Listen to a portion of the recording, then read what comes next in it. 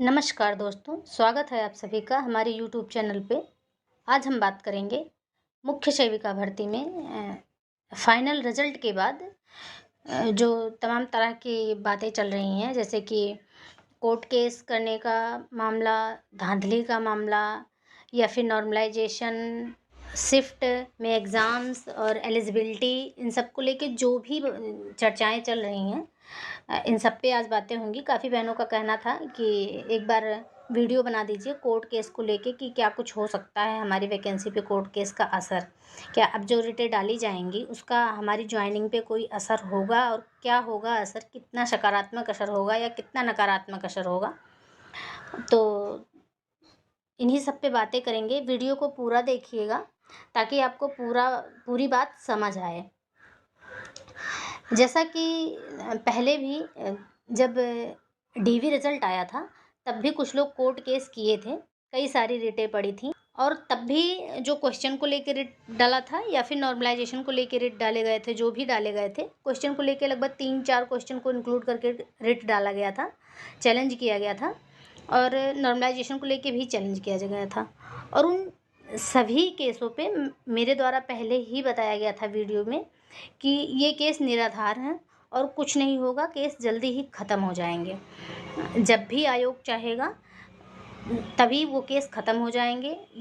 इस केस की base strong नहीं है और जैसा कि आगे चल के आपको वही देखने को मिला कि ना तो क्वेश्चन में कोई दम था, उनके पास ना तो कोई साक्ष्य थे प्रश्नों में बदलाव, उत्तर में बदलाव करने के लिए, और जिस वजह से वो रिटें रद्द हो गई और फिर नॉर्मलाइजेशन को लेके भी जो रिट डाली गई थी वो भी रद्द कर दी गई क्योंकि इनके पास कोई मजबूत आधार नहीं था। तो इसलिए पिछली रिटों पे आप देख ही चुके हो, मैंने पहले ही बताया था और आगे चल के वही हुआ। तो और आगे अब जो केसेस होने वाले हैं, जैसा कि सुनने में आ रहा है, मेरे द्वारा भी देखा गया और मुझे जितना पता लगा है कि एलिजिबिलिटी को लेके बीएससी को चैलेंज करने की बातें चल रही हैं। तो बीएससी होम साइंस को जो चैलेंज करने की बातें चल रही हैं, इस पे आप लोग एक बात एकदम निश्चिंत रहिए कि बीएससी होम साइंस एलिजिबल है।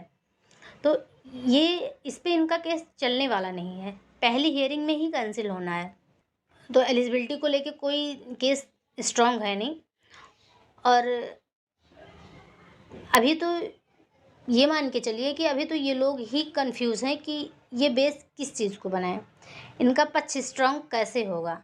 बाकी आगे देखिए, केस होने दीजिए, फिर पता चलेगा कि इनका केस कितना स्ट्रांग है। वैसे तो ना तो कोई केस करने के लिए कोई स्ट्रांग बेस है नहीं, ना तो एलिजिबिलिटी का कोई स्ट्रांग बेस है और ना ही सबसे निराधार जो पॉइंट है वो है धांधली का, कि कुछ लोगों द्वारा कहा जा रहा है कि धांधली हुई है वरना कट ऑफ इतनी हाई नहीं जाती, जबकि धांधली का इनके पास कोई सबूत नहीं है, कोई आधार नहीं है कि धांधली हुई कहाँ।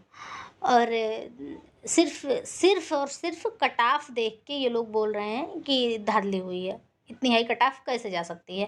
और डीवी कट ऑफ 52 नंबर थी, तो 52 से सीधे यूआर की कट ऑफ 67 नंबर कैसे चली गई।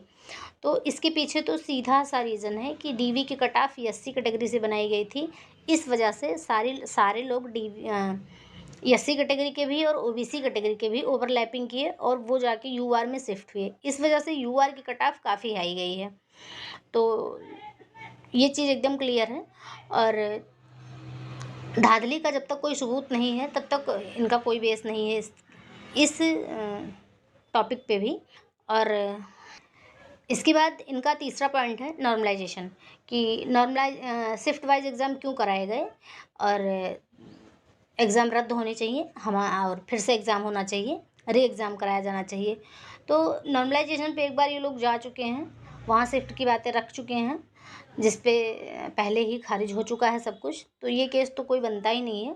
इसलिए आप लोग केस को लेके बिल्कुल भी परेशान ना होइए। आपकी वैकेंसी में आपको ज्वाइनिंग को लेके जो भी न्यूज़ है वो एकदम पॉजिटिव है, सब कुछ अच्छा चल रहा है। और जैसा कि मतलब पता चला है वहाँ से, आयोग से, तो जल्दी ही आप लोगों की ज्वाइनिंग कराने की तैयारी है। अगस्त तक ज्वाइनिंग की उम्मीद है। तो आप लोगों को जल्दी ही बताया जाएगा कि ये अगस्त स्टार्टिंग हो सकता है या अगस्त लास्ट हो सकता है।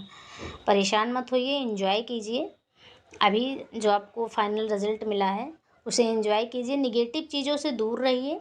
जितने भी नकारात्मक बातें की जा रही हैं कि वैकेंसी रद्द कर दी जाएगी और दोबारा एग्ज़ाम करवाया जाएगा, रोक दिया जाएगा, स्टे ले लिया जाएगा, जो कुछ भी कहा जा रहा है उन सब चीज़ों से दूर रहिए और पॉजिटिव पॉजिटिव एनर्जी के साथ एंजॉय कीजिए, खुश रहिए।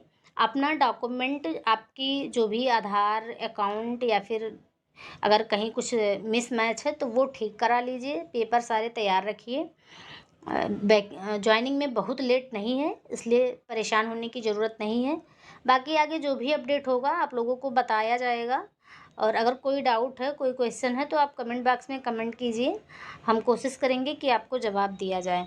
हमसे जुड़े रहिए, सब्सक्राइब कर लीजिए चैनल को, शेयर कर दीजिए अपने बाकी बहनों में भी, ताकि सबको जानकारी मिल सके और जो भी बहनें परेशान हैं वो थोड़ा रिलीफ फील कर पाएँ। थैंक यू सभी को।